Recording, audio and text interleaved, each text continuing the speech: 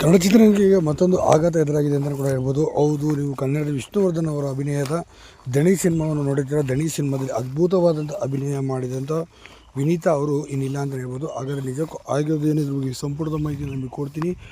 ಅದಕ್ಕೂ ಮುನ್ನ ನಮ್ಮ ಚಾನಲ್ಸ್ ಕೂಡ ಸಬ್ಸ್ಕ್ರೈಬ್ ಮಾಡಿ ಸ್ನೇಹಿತರೆ. ಹೌದು, ದಣಿ ಸಿನಿಮಾದಲ್ಲಿ ಅತಿ ದೊಡ್ಡ ಪಾತ್ರವನ್ನು ಮಾಡಿ ಖ್ಯಾತ ಹೆಸರು ಕೂಡ ಮಾಡಿದಂಥ ಅತಿ ದೊಡ್ಡ ನಾಯಕಿ ನಟಿ ಅಂತಲೂ ಕೂಡ ಹೇಳ್ಬೋದು ವಿನೀತಾ ಅವರು. ಸದ್ಯ ಈಗ ನೋಡಲು ಈಗಿದ್ದಾರೆ, ಈಗ ನೋಡ್ತಿದ್ದರು ಆಗಿದ್ದಾರೆ. ಇನ್ನು ಖ್ಯಾತ ನಾಯಕಿ ನಟಿಯಾಗಿರುವಂಥ ಇವರು ವಿನೀತಾ ಅವರು ಇದೀಗ ಇನ್ನಿಲ್ಲ ಅನ್ನೋದು ನಿಜಕ್ಕೂ ಕೂಡ ಒಂದು ರೀತಿ ಆಘಾತಕಾರಿಯಾದ ಸುದ್ದಿ ಅಂತಲೇ ಕೂಡ ಇದನ್ನು ಹೇಳ್ಬೋದು ಸ್ನೇಹಿತರೆ.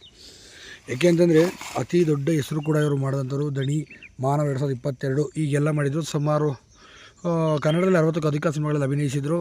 ಮತ್ತು ಉತ್ತುಂಗಲಿದ್ದಂಥ ಕಾಲಘಟ್ಟದಲ್ಲಿಯೇ ಇವರೇ ಮಾಡ್ಕೊಂಡಿದ್ದು ಕಾಂಟ್ರವರ್ಸಿ ಅಂದರೆ ವೇಷವಾಟಿಕೆಯಲ್ಲಿ ತಗಲಾಕೊಂಡಿದ್ದರು.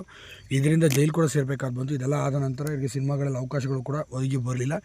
ಇದೇ ಕಾರಣದಿಂದಾಗಿ ಕಂಪ್ಲೀಟಾಗಿ ಚಿತ್ರರಂಗದಿಂದ ದೂರ ಆದರು ಅಂತಲೇ ಕೂಡ ಹೇಳ್ಬೋದು. ಹೀಗಾಗಿ ಬರೋಬ್ಬರಿ 30 ವರ್ಷಗಳಿಂದ ಇನ್ನಿಲ್ಲವಾಗಿದ್ದಾರೆ.